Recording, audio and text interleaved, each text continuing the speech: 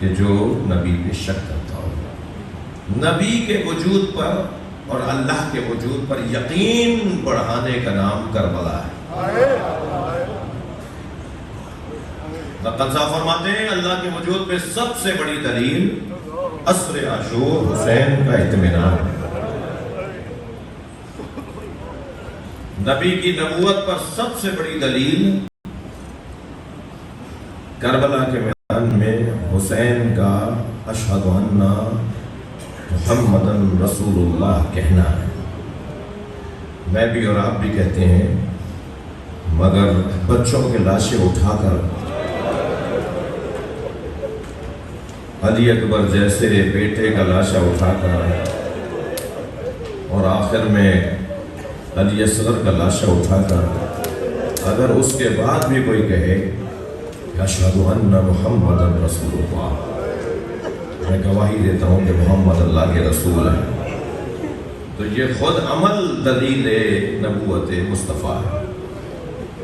امام حسین کی کیفیت یقین بڑھانے کا اور عشق بڑھانے کا ایک ذریعہ ہے. ایک عاشق نے ساری کائنات کو عاشق بنا دیا. جس کو کربلا میں اکیلا کر کے مارا،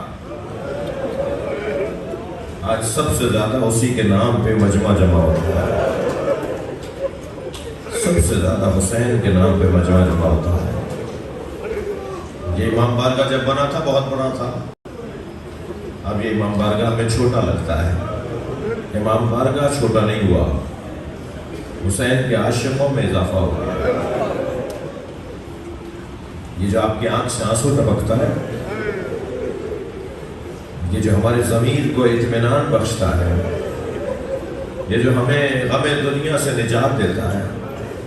مولانا 2 دن سے طبیعت بجھی تھی، آج آپ کی مجلس میں مصائب سن کر جب نکلا تو میری ساری جو روح کے اوپر تناؤ تھا، میری روح پہ جو تناؤ تھا وہ ختم ہو گیا. بڑا سبک ہلکا اپنے آپ کو محسوس کر رہا ہوں، جیسے بوجھ اتر گیا. یہ اگر ہماری کیفیت ہے تو یہ وہی کیفیت ہے جس کی تائید امام رضا نے کی ہے.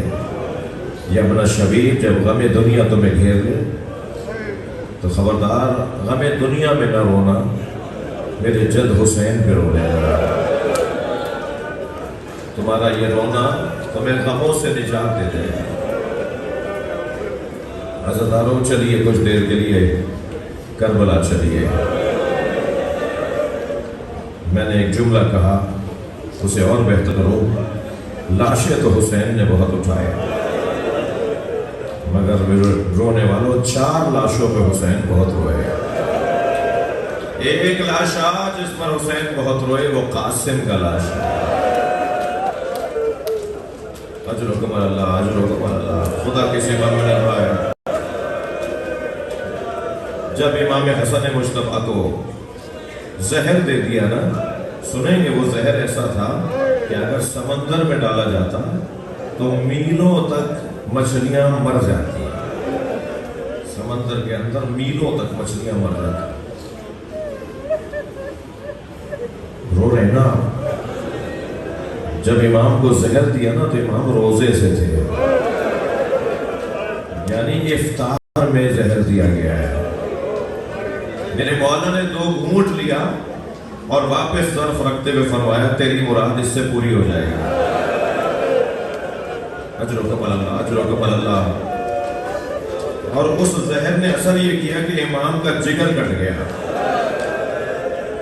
امام حسین اپنے بھائی کے قریب بیٹھے ہیں کہ قے کی کیفیت ہوئی. امام کا جگر قے کے ذریعے سے باہر آ رہا ہے. تشت لایا گیا. جب تشت میں آپ نے قے کی اور بھائی نے دیکھا کہ جگر باہر آ رہا ہے تو اسی اثنا میں کسی نے کہا کہ زینب آ رہی ہے. اجرکم اللہ، اجرکم اللہ. جو رونے آئے اپنی آوازوں کا آزاد کریں. میرے مولا حسن نے فرمایا بھائی حسین یہ تشت ہٹا لو. بھائی حسین یہ تشت ہٹا لو، میری بہن سے برداشت نہیں ہوگا. میں سارے مجمع کے ساتھ مل کر امام حسین امام حسن کی خدمت میں کہوں گا مولا آپ کی بہن کا بڑا حوصلہ ہے، یہ 70 قدم کے فاصلے سے بھائی کو ذبح کر رہی، یہ علی اکبر کے لاشے کو اٹھا کے لائی۔ اجر و کمال اللہ، اجر و کمال اللہ۔ اسی اثنا میں امام حسن نے اپنی زوجہ جناب ام فروہ کو بلایا اور کچھ وصیتیں فرمائیں۔ 2 سال کا سن ہے جناب قاسم کا، گود میں ہے، ماں کی گود میں ہے، اپنے سینے پہ لٹا کر پیشانی کا بوسہ دیا، گلے کا بوسہ دیا، سینے کا بوسہ دیا، دونوں بازوؤں کے بوسے دیے۔ تو بی بی ام فروہ روتے ہوئے فرماتی ہیں، اے میرے والد، میرے بچے سے یہ انداز شفقت آپ کا پہلے نہیں تھا، یہ انداز آپ کا پہلے نہیں تھا۔ آنکھوں میں آنسو آ گئے، اس بدن پہ گھوڑے دوڑے گئے۔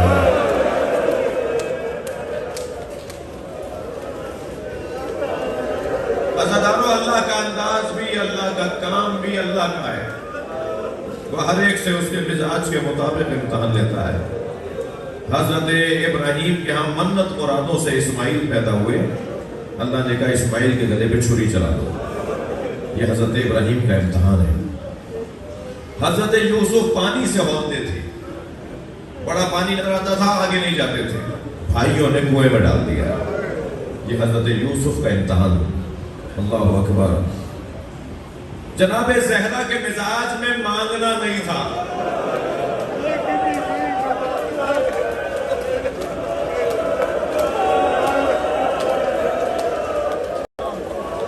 کبھی اپنے باپا سے بھی کچھ نہیں مانگا۔ 3 دن تک کنیز مانگنے جاتی رہی،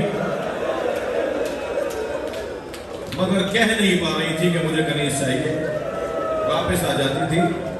ایک دن نبی آئے، فرمایا فاطمہ تم کچھ کہنا چاہتی ہو مگر کہتی نہیں ہو۔ جناب فضل نے فرمایا یا رسول اللہ، سیدہ کا ہاتھ دیکھیے۔ بیوی نے ہاتھ اپنا پھیلایا، نبی نے فرمایا میری لال، میری بچی مجھے دکھاؤ۔ تو سیدہ کا ہاتھ چکی کی چوب سے زخمی ہو گیا۔ فرمایا یا رسول اللہ، جس دن سیدہ کے کام کرنے کا دن ہوتا ہے، اس دن میں جب ان سے کہتی ہوں کہ آج جیسے کل میں نے کام کیا ایسے آج مجھے کام کرنے دے۔ اللہ اکبر۔ ہمارے گھروں میں کام کرنے والے رہتے ہیں نا، آتے ہیں کام کرتے ہیں، کیا سیرت ہے جناب زہرا کی، یہ کام کرنے پہ رکھا گیا ہے، اس کے ساتھ ظلم نہ ہو، زیادتی نہ ہو۔ کبھی ایک مرتبہ پانی کا گلاس خود بھی اٹھ کر پی لو، کبھی ایک مرتبہ کوئی کام تم خود بھی کر لو۔ اس لیے نہیں مولانا سے ہم 10,000 روپے دیتے ہیں، تم اس 10,000 کی وجہ سے جو اپنی عادت خراب کر رہے ہو، اپنی انسانیت خراب کر رہے ہو، کبھی 2 4 5 دفعہ کے بعد ایک دفعہ خود بھی کام کر لو۔ جناب زہرا کی سیرت کا پیغام ہے۔ فرمایا یا رسول اللہ، جب فاطمہ کا دن آتا ہے تو فاطمہ کا ہاتھ زخمی ہے، یہ مجھے کام کرنے نہیں دیتی، اسی کیفیت میں کام کرتی ہیں۔ تو میں نے ان سے کہا کہ بابا سے کنیز مانگ لیجئے، تو یہ آپ سے کنیز مانگنے آتی ہے مگر کہہ نہیں پاتی۔ جناب زہرا نے کبھی اپنے شوہر سے کچھ نہیں مانگا۔ اللہ اکبر۔ جس کے مزاج میں مانگنا نہیں تھا، تھک تو نہیں رہا، جس کے مزاج میں مانگنا نہیں تھا نا، وہ بھرے دربار میں فلک مانگنے لگا۔ یہ آزمائش ہے جناب زہرا کی۔ فاطمہ میرے بعد تو میں اپنا حق مانگنا ہوگا۔ اجر و کمال اللہ۔ مولا علی غیرت مند بہت تھے، مولا علی غیرت مند بہت تھے۔ بازار میں ایک یہودی عورت کو پٹتے ہوئے دیکھا، علی نے 3 دن تک کھانا نہیں کھایا۔ جب کھانا سامنے آتا تھا فرماتے تھے میں نے ایک عورت کو پٹتے دیکھا۔ جو ایک اجنبی عورت کو پٹتے دیکھے، اجر و کمال اللہ، اپنی آوازوں کو آزاد کریں گے، وہ اپنی زوجہ پہ گرتا ہوا دروازہ کیسے دیکھے؟ یہ علی کا امتحان ہے۔ اجر و کمال اللہ، اجر و کمال اللہ۔ امام سجاد کا بدن نازنین بہت تھا، امام سجاد کا بدن نازنین بہت تھا، نازک بدن تھا، نازک بدن۔ جس کا بدن نازک تھا وہ کربلا سے کوفہ، کوفہ سے شام پیدل چلے گا، تازیانے مارے جائیں گے، اجر و کمال اللہ۔ حضرت قاسم کا بدن بھی نازنین بہت تھا، جیسے روئی کے گالے ایسے ہاتھ، بلا تشبیہ، نرم نرم ہاتھ، نرم نرم بدن، چہرہ بھی آپ کا ایسا کہ کٹا ہوا سر جب نیزے کی ہنی پر، یہ کٹا ہوا سر جب نیزے کی ہنی پر بلند ہوا نا، اجر و کمال اللہ، تھکے نہیں عزیزانو۔ تو کوفے سے جب یہ قافلہ گزرا تو ایک قیافہ شناس نے سروں کو دیکھ کر بات کی، ایک ایک چہرے کو دیکھ دیکھ کر کچھ نہ کچھ بول رہا تھا، یہ ایسا تھا، یہ ویسا تھا۔ اچانک آوازیں لگائی اپنے دوستوں کو، جلدی قریب آؤ، یہ سر بھی تو دیکھو، یہ چہرہ بھی تو دیکھو، کف القتل قمر، چاند کا ٹکڑا، جو قاسم غیر کی نگاہ میں چاند ہو، وہ ماں کی نگاہ میں کتنا حسین ہوگا۔ حضرت قاسم کا بدن بڑا نازنین بدن تھا، بدن بھی بڑا طویل نہیں تھا، قامت بھی بڑی طویل نہیں تھی۔ رکابوں کو کاٹ کر گھوڑے پر بٹھایا گیا، تلوار جب لگائی گئی تو تلوار بڑی محسوس ہوئی، تو پھر دوسری تلوار لگائی گئی، اور پھر مولا حسین نے حضرت قاسم کے سر پہ جو عمامہ باندھا نا، اس کا تحت الحنک نکال کر چہرے پہ نقاب لگا دیا، جو کسی کے ساتھ نہیں کیا تھا۔ تو کسی نے پوچھا کہ مولا آپ یہ کیوں کر رہے ہیں؟ کہ میرا بچہ حسین بہت ہے اور چہرے سے کم سن نظر آتا ہے۔ یہ سبب امام حسین نے یہ بتایا کہ کہیں بچہ دیکھ کر لوگ مار نہ دیں۔ نقاب لگی رہی، 3 بڑے پہلوانوں کو فنار کیا، بڑے بڑے طاقتور پہلوانوں کو، حضرت شامی کے 3 بیٹے، اور جب تینوں بیٹے اس کے مار دیے نا، بہت بڑا پہلوان تھا، نام میں نے آپ کو بتایا، حضرت شامی، جسے میر انیس نے بھی اسے نظم کیا ہے، علماء نے بھی لکھا ہے۔ تو وہ غصے میں باہر نکلا اور کہنے لگا اس نے تو میری نسل ہی منقطع کر دی، اس جوان نے میری نسل منقطع کر دی۔ تو حضرت شامی خود جو بہت بڑا پہلوان، وہ تلوار لے کر نکلا، حضرت قاسم نے اسے بھی فنار کر دیا، اور جب اتنے بڑے بڑے پہلوانوں کو مار دیا تو ایک مرتبہ کسی نے کہا قاسم تمہارے جوتے کا تسمہ کھل گیا ہے۔ بس ایک مرتبہ جھک کے دیکھا تو سر پہ گورز آ کے لگا، پھر گھوڑے پہ بیٹھا رہ گیا اور گھوڑے سے گرتے ہوئے آواز دی، چچا میری مدد کیجیے گا، بھائی کی نشانی ہے، بھائی کی نشانی ہے۔ امام حسین کی بیٹی سے شادی ہونی تھی، جو بعد میں امام حسین کی بیٹی سے شادی ہوئی ان کے چھوٹے بھائی کی، حضرت حسن مصنع کی۔ یہ گھوڑے سے گرے تو آواز دی، چچا میری مدد۔ حسین گھوڑے پر بیٹھے اور تلوار نکال دی، اور یہ کہتے ہوئے گھوڑا لے کے چلے، تم نے میرے بھتیجے کو یتیم سمجھا ہے، تم نے میرے بھتیجے کو اکیلا سمجھا ہے، دشمن یہ سمجھا کہ حسین نے حملہ کر دیا ہے۔ تو یہاں کے گھوڑے وہاں دوڑے اور وہاں کے گھوڑے یہاں دوڑے، اور ایک آواز آنے لگی، چچا مدد کیجئے۔ جب حسین پہنچے ہیں نا بدن پر تو لاشا پامال ہو چکا، بدن کے ٹکڑے ٹکڑے ہو چکے تھے۔